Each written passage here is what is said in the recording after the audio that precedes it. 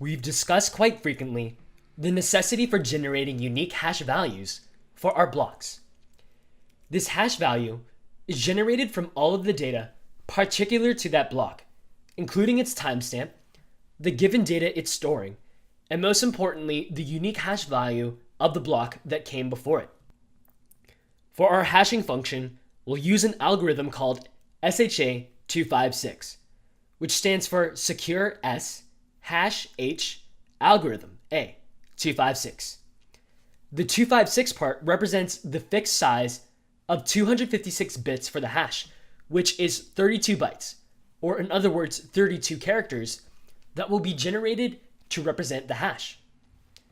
So this hashing algorithm has some nice properties to it. For one, even if one character changes in the original data, the SHA256 algorithm will produce an entirely different unique string of characters for a different hash. But it will always produce the same hash with the same given data. Another unique property of this hash is that it's a one-way function, meaning it can generate a hash from some given data, but it's pretty much impossible to decrypt that hash and get the data back. So it only works one way, from the direction of the data to the hash.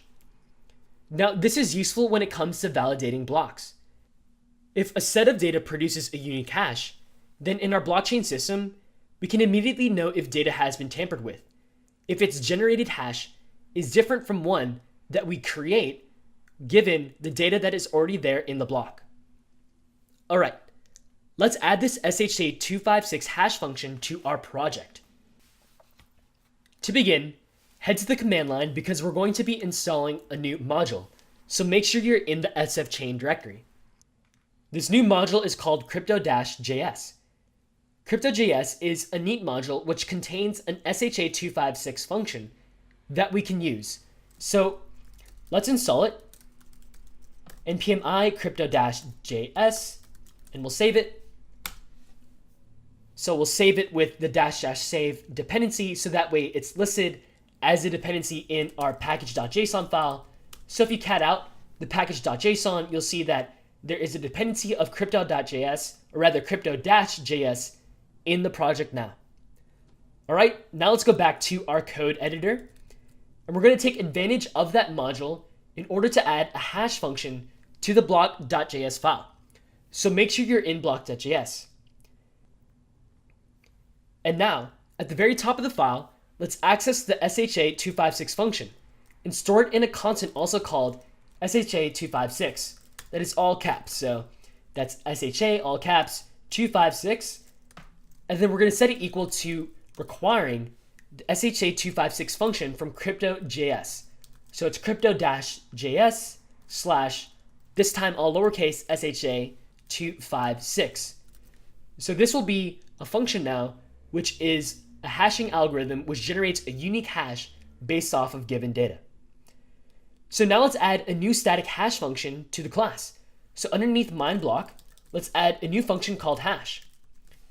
And this hash function will represent the unique data that we want to generate a hash for, and that is the timestamp of the block, the last hash of the block, as well as the data that the block is storing.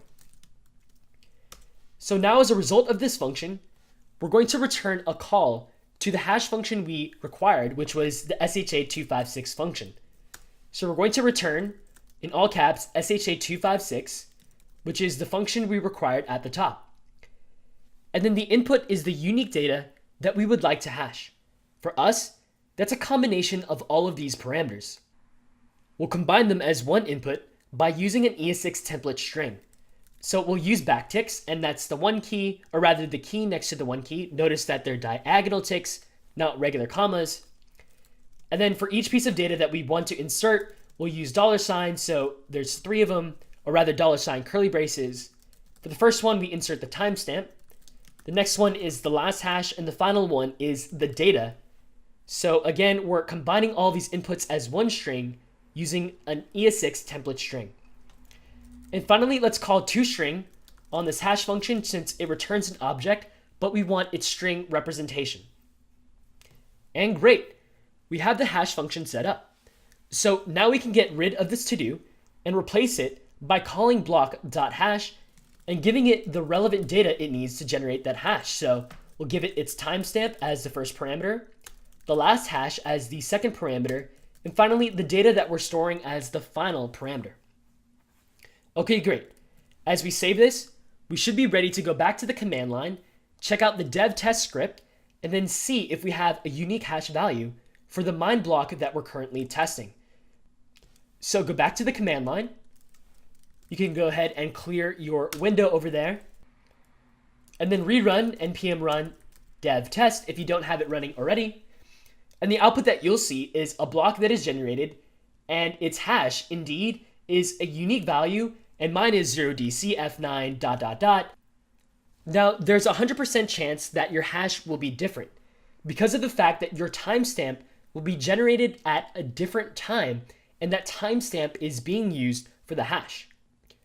To summarize what just happened with this hash function, as we called MineBlock in the testing file, we now have a hash value for the block based off of its own timestamp, the hash of the last block that we provided, as well as the data that we wanted to store. So this generation of hashes based on the last block is what links blocks together, ultimately making the entire blockchain. Moving on, let's build a more robust test around this block class.